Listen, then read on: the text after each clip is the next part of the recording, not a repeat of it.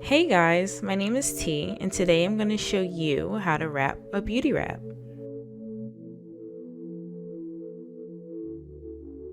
This knot is one of my favorite go-to looks for when I'm just lounging around or just want to throw something quick in my head.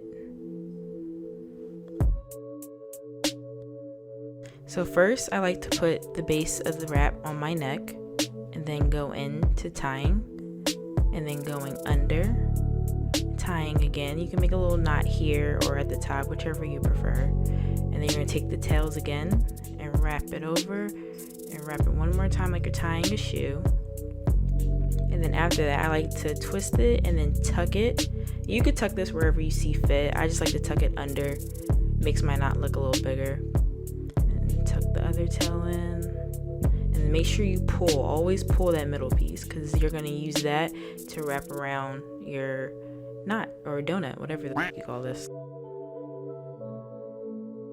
And voila, here you go.